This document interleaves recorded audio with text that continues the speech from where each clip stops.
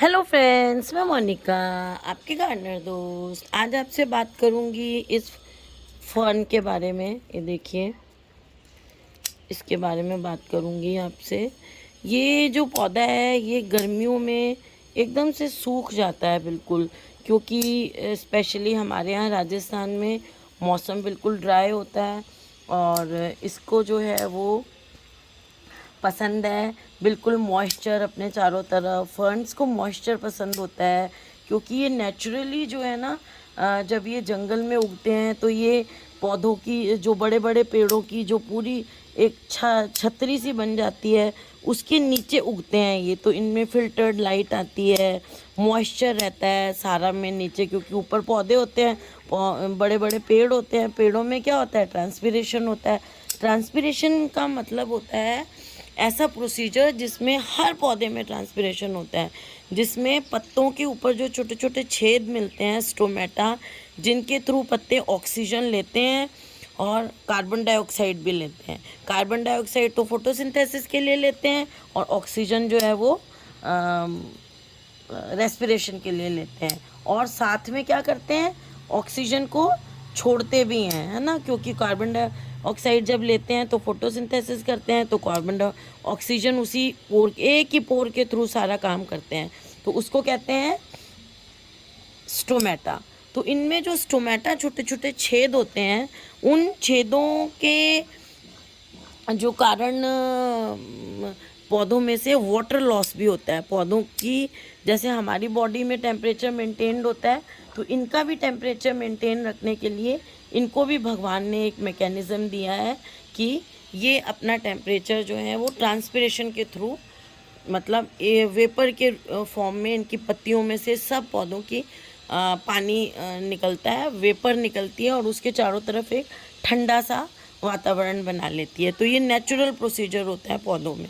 तो इसको, इनको, क्योंकि ये जंगलों में ऐसे उगते हैं पेड़ों के नीचे, तो पेड़ों के नीचे सारे पौधों में से, बड़े बड़े पेड़ों में से ट्रांसपिरेशन भी होता है, चौड़ी चौड़ी पत्तियाँ होती हैं उनकी, है ना, ट्रांसपिरेशन होता है। फिर ओ ये देखिए, ये मेरे से उखड़ गया।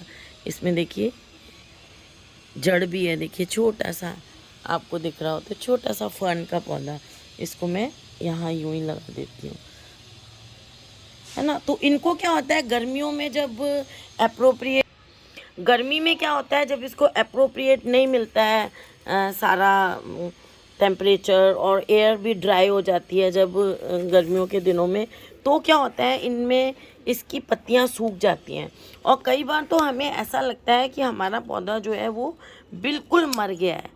और मैं भी शुरू शुरू में, कई बार मैंने भी, जब बिल्कुल नई नई थी तो ज़्यादा होशियारी आती है ना तब, तो मैं भी सोचती थी अरे तो बिल्कुल मर गया, अब ये क्या जिएगा। थोड़े दिन देखते थे कि अरे नहीं, इसमें कोई स्प्राउट नहीं आ रहा, तो मैंने भी एक दो पौधे ऐसे फेंक दिए हैं। लेकिन आपके अगर ऐसे हो तो कभी भी अपने पौधे को फेंकना नहीं। और जब मौसम अच्छा आता है, बारिश आने लगती है, बारिश आने के बाद भी उसको छेड़े नहीं अपने पौधे को, तब तक नहीं छेड़ें जब तक कि उसमें दोबारा से नई पत्तियां नहीं आनी शुरू हो जाए। अब जैसे देखिए, इसमें नई पत्तियां आ गई हैं, है ना। अब मॉइस्चर थोड़ा सा रहने लग गया है, बारिश में इसको खूब मॉइस्चर मिला है, और अब थोड़ी सी ठंडक रहने लग गई है ना। तो ऐसे में क्या हो रहा है कि इसमें नई पत्तियां देखिए आ गई हैं। बिल्कुल ड्राई हो गया था ये, और इसमें देखिए नई पत्तियां आने शुरू हो गई हैं। ये देखिए कितनी सारी नई पत्तियां आ गई। अब जब इसमें नई पत्तियां आ गई हैं, तो अब मैंने इसकी आपके सामने अभी सारी डंडियां अच्छी तरह से, अब मैं एक हाथ से कैमरा पकड़ती हूँ ना, तो फिर मैं इसको अच्छी तरह से नहीं कर पा रही हूँ। तो अगर मैं आपको दिखाने के बाद और अच्छी तरह से इसकी, अच्छी तरह से ये जो सारे सूखे सूखे डंडियाँ हैं ना, आपको बता दूँ, इस तरह से ऐसे नीचे से अच्छी तरह। और इसकी जड़ें ना बहुत गहरी नहीं होती हैं, इसलिए बहुत ज़्यादा खींचे नहीं। अभी आपने देखा था ना, हल्का सा खींचने से भी क्या हुआ था कि उसमें जड़ बाहर आ गई थी छोटे से पौधे की। तो इसकी जड़ें इतनी ज़्यादा डीप नहीं होती हैं, तो बहुत खींचे नहीं, बस उनको सूखी डंडियों को अच्छी तरह से हटा दें, क्लीन कर दें। और अब इसमें पत्तियां आनी शुरू हो गई हैं, पौधा हमारा सर्वाइव हो गया है। इसका मतलब ये देखिए, यहाँ पे ये अलग से, ये देखिए निकला है, ये दिख रहा है ना आपको, ये वाला, ये देखिए, ये अलग से यहाँ पे निकला है। इसके पास भी ये पत्ती, सूखी डंडियाँ डुंडियाँ है ना, ये सारी हम हटा देंगे। ये देखिए ये निकला है नया स्प्राउट है ना, ये देखिए। तो इस तरह से क्या है कि इसकी सारी डंडियाँ वंडियाँ हटा देंगे हम।